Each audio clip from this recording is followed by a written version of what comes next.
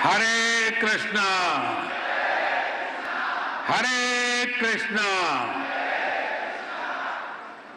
महाराष्ट्र के governor CP Radhakrishnan जी, यहां के लोकप्रिय मुख्यमंत्री श्री देवाभाऊ, उप मुख्यमंत्री एकनाथ शिंदे जी, श्रद्धेय गुरुप्रसाद स्वामी जी, हेमा मालिनी जी, सभी सम्मानित अतिथि, भक्तगण, भाई और बहनों, आज ज्ञान और भक्ति की इस महान धरती पर इस्कॉन के प्रयासों से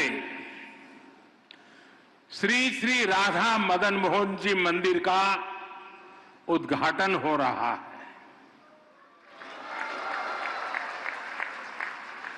मेरा सौभाग्य है कि मुझे ऐसे अलौकिक अनुष्ठान में अपनी भूमिका निभाने का पुण्य प्राप्त हुआ है। ये इस्कॉन के संतों का अपार स्नेह और अपनापन है। श्रील प्रभुपाद स्वामी का आशीर्वाद है। मैं सभी पूज्य संतों का आभार करता हूं, उनके चरणों में प्रणाम करता हूं। मैं अभी देख रहा था श्री राधा मदन मोहन जी मंदिर परिषद की जो रूपरेखा है, इस मंदिर के पीछे जो विचार है, इसका जो स्वरूप है, उसमें अध्यात्म और ज्ञान की संपूर्ण परंपरा के दर्शन होते हैं। मंदिर में ईश्वर के विविध स्वरूपों के दर्शन होते हैं, जो एको अहम बहुश्याम, ये हमारे विचार को भी अभिव्यक्त करते हैं। नई पीढ़ी की रुचि और आकर्षण के अनुरूप यहां रामायण, महाभारत, उसको समेटे हुए उस पर आधारित म्यूजियम भी बनाया जा रहा है। यहां वृंदावन के 12 जंगलों पर आधारित एक उद्यान भी विकसित किया गया है। मुझे विश्वास है ये मंदिर परिसर आस्था के साथ साथ भारत की चेतना को भी समृद्ध करने का एक पुण्य केंद्र बनेगा। मैं इस पुनीत कार्य के लिए इस्कॉन के सभी संतों और सदस्यों को और महाराष्ट्र के लोगों को बहुत बहुत बधाई देता हूं। साथियों, आज इस मौके पर मुझे परम श्रद्धेय गोपाल कृष्ण गोस्वामी महाराज का भावुक स्मरण भी हो रहा है। इस प्रोजेक्ट में उनका विजन जुड़ा हुआ है। भगवान श्री कृष्ण के प्रति उनकी अगाध भक्ति का आशीर्वाद जुड़ा हुआ है। आज वो भौतिक शरीर से भले ही यहां न हो, लेकिन उनकी आध्यात्मिक उपस्थिति हम सब महसूस कर रहे हैं। मेरे जीवन में तो उनके स्नेह का, उनकी स्मृतियां का एक अलग ही स्थान है। उन्होंने जब विश्व की सबसे बड़ी गीता का लोकार्पण करवाया तो उसके लिए मुझे आमंत्रित किया और मुझे भी वो पुण्य प्रसाद मिला। श्रील प्रभुपाद जी की 125वीं जन्म जयंती के अवसर पर भी मुझे उनका सानिध्य प्राप्त हुआ था। मुझे संतोष है कि आज मैं उनके एक और सपने को पूरा होते देख रहा हूं, उसका साक्षी बन रहा हूं। साथियों, दुनिया भर में फैले इस्कॉन के अनुयायी भगवान श्री कृष्ण की भक्ति के डोर से बंधे हैं। उन सबको एक दूसरे से कनेक्ट रखने वाला एक और सूत्र है जो 24 घंटे हर भक्त को दिशा दिखाता रहता है। ये श्रील प्रभुपाद स्वामी के विचारों का सूत्र। उन्होंने उस समय वेद, वेदांत और गीता के महत्व को आगे बढ़ाया जब देश गुलामी की बेड़ियों में जकड़ा था। उन्होंने भक्ति वेदांत को जन सामान्य की चेतना से जोड़ने का अनुष्ठान किया। 70 वर्ष की आयु में जब लोग अपने कर्तव्यों को पूरा मान चुके होते हैं, उस समय उन्होंने इस्कॉन जैसा मिशन शुरू किया। इसके बाद उन्होंने लगातार दुनिया भर का भ्रमण किया। श्री कृष्ण के संदेश को दुनिया के कोने कोने में ले गए। आज दुनिया के हर कोने में करोड़ों लोगों को उनकी तपस्या का प्रसाद मिल रहा है। श्रील प्रभुपाद स्वामी की सक्रियता, उनके प्रयास आज भी हमें प्रेरित करते हैं। साथियों, हमारा भारत एक असाधारण और अद्भुत भूमि है। भारत केवल भौगोलिक सीमाओं में बंधा भूमि का एक टुकड़ा मात्र नहीं है। भारत एक जीवंत धरती है, एक जीवन संस्कृति है, जीवन परंपरा है और इस संस्कृति की चेतना है यहां का आध्यात्म। इसलिए यदि भारत को समझना है तो हमें पहले आध्यात्म को आत्मसात करना होता है। जो लोग दुनिया को केवल भौतिक दृष्टि से देखते हैं, उन्हें भारत भी अलग अलग भाषा और प्रांतों का समूह नजर आता है। लेकिन जब आप इस सांस्कृतिक चेतना से अपनी आत्मा को जोड़ते हैं, तब आपको भारत के विराट रूप के दर्शन होते हैं। तब आप देख पाते हैं सुदूर पूरब में बंगाल की धरती पर चैतन्य महाप्रभु जैसे संत अवतरित होते हैं। पश्चिम में महाराष्ट्र में संत नामदेव, तुकाराम और ज्ञानदेव जैसे संतों का अवतरण होता है। चैतन्य महाप्रभु ने महावाक्य मंत्र जन जन तक पहुंचाया। महाराष्ट्र के संतों ने राम कृष्ण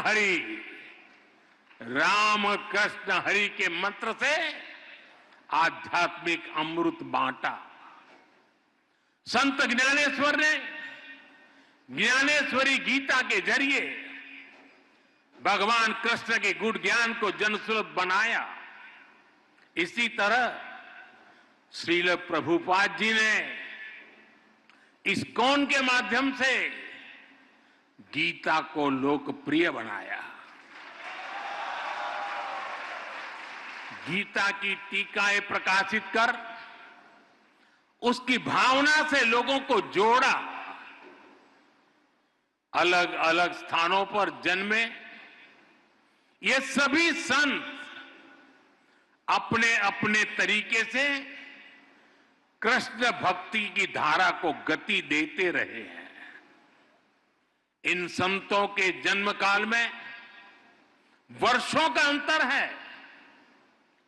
अलग अलग भाषा, अलग अलग पद्धति है, लेकिन बोध एक है, विचार एक है, चेतना एक है।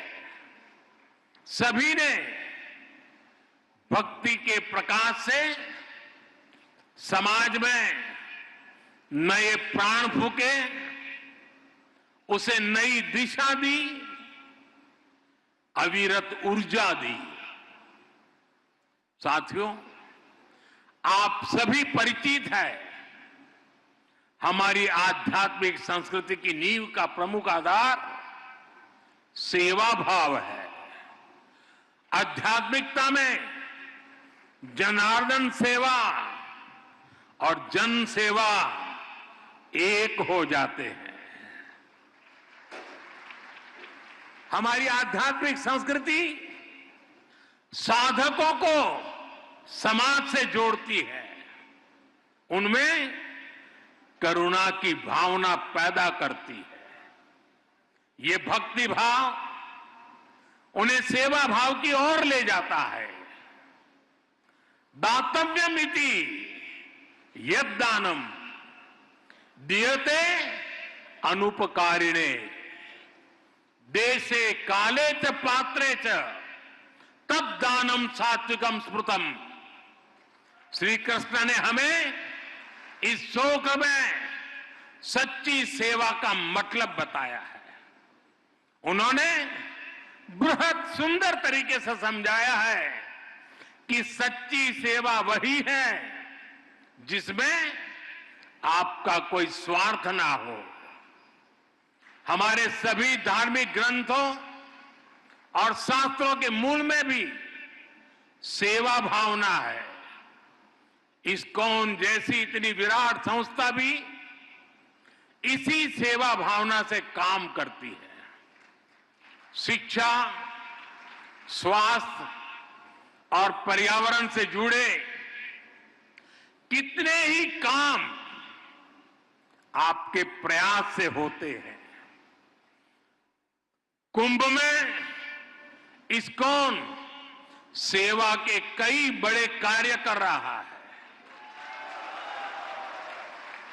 साथियों, मुझे संतोष है कि हमारी सरकार भी इसी सेवा भावना के साथ पूरे समर्पण से लगातार देशवासियों के हित में काम कर रही है। हर घर में शौचालय बनवाना, हर गरीब महिला को उज्ज्वला का गैस कनेक्शन देना, हर घर तक नल से जल की सुविधा पहुंचाना, हर गरीब को 5 लाख रुपए तक मुफ्त इलाज की सुविधा देना, 70 वर्ष की आयु से ऊपर के हर बुजुर्ग को इस सुविधा के दायरे में लाना, हर बेघर को पक्के घर देना, ये इसी सेवा भावना के साथ, इसी समर्पण भाव के साथ किए गए कार्य हैं जो मेरे लिए हमारी महान सांस्कृतिक परंपरा का प्रसाद है। सेवा की यही भावना सच्चा सामाजिक न्याय लाती है, सच्चे सेक्युलरिज्म का प्रतीक है। साथियों, हमारी सरकार कृष्ण सर्किट के माध्यम से देश के अलग अलग तीर्थों, धार्मिक स्थानों को जोड़ रही है। इस सर्किट का विस्तार गुजरात, राजस्थान, हरियाणा, उत्तर प्रदेश और उड़ीसा तक है। स्वदेश दर्शन और प्रसाद योजना के द्वारा इन स्थानों को विकसित किया जा रहा है। इन मंदिरों में भगवान श्री कृष्ण के अलग अलग रूपों के दर्शन होते हैं। कहीं वो बाल रूप में दिखते हैं तो कहीं उनके साथ राधा रानी की भी पूजा होती है। किसी मंदिर में उनका कर्मयोगी स्वरूप दिखाई देता है तो कहीं राजा के रूप में उनकी पूजा की जाती है। हमारा प्रयास है कि भगवान श्री कृष्ण के जीवन से जुड़े अलग अलग स्थलों तक पहुंचना और मंदिरों के दर्शन करना आसान हो। इसके लिए विशेष ट्रेनें भी चलाई जा रही है। इस्कॉन भी कृष्ण सर्किट से जुड़े आस्था के इन केंद्रों पर श्रद्धालुओं को लाने में जरूर सहयोग कर सकता है। मेरा आपसे आग्रह है कि आप अपने सेंटर से जुड़ने वाले सभी भक्तों को भारत में कम से कम 5 ऐसे स्थानों पर जरूर भेजें।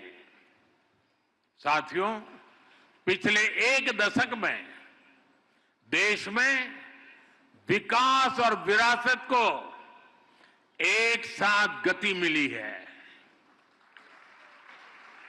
विरासत से विकास के इस मिशन को इस्कॉन जैसी संस्थाओं का महत्वपूर्ण सहयोग मिल रहा है। हमारे मंदिर या धार्मिक स्थल तो सदियों से सामाजिक चेतना के केंद्र रहे हैं। हमारे गुरुकुलों का शिक्षा और कौशल विकास को बढ़ावा देने में अहम योगदान रहा है। इस्कॉन भी अपने कार्यक्रमों के जरिए युवाओं को प्रेरित करता है कि वो अध्यात्म को अपने जीवन का हिस्सा बनाए और अपनी परंपरा पर चलते हुए इस्कॉन के युवा साधक कैसे आधुनिक टेक्नोलॉजी को आत्मसात करते हैं, ये देखना और अद्भुत होता है। और आपका इंफॉर्मेशन नेटवर्क तो दूसरों के लिए सीखने योग्य है। मुझे विश्वास है इस्कॉन के सानिध्य में युवा सेवा और समर्पण की भावना से राष्ट्र हित में काम करेंगे। इस परिसर में भक्ति वेदांत आयुर्वेदिक हीलिंग सेंटर की सुविधा भी लोगों को मिलेगी। और मेरा तो मत है, दुनिया के लिए मैंने हमेशा संदेश दिया है, हील इन इंडिया।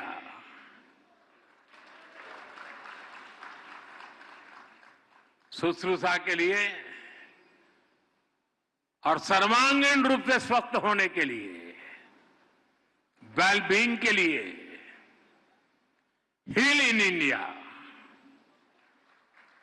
यहां भक्ति वेदांत कॉलेज फॉर वैदिक एजुकेशन की स्थापना भी की गई है। इनका लाभ हर समाज को होगा, पूरे देश को होगा।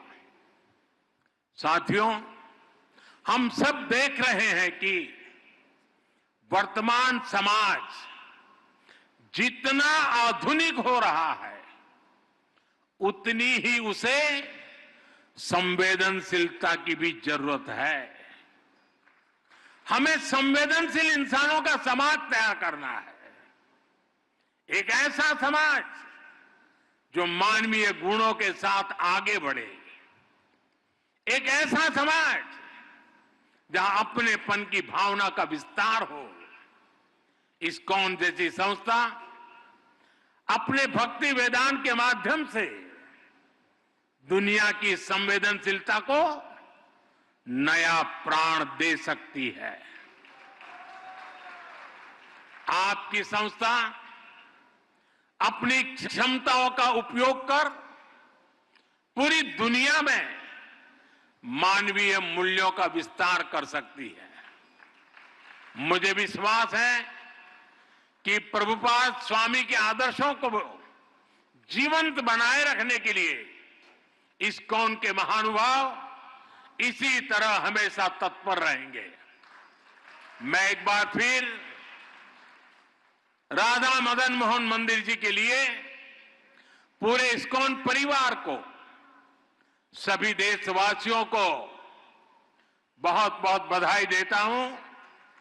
आप सबका बहुत बहुत धन्यवाद। हरे कृष्णा, हरे कृष्णा, हरे कृष्णा।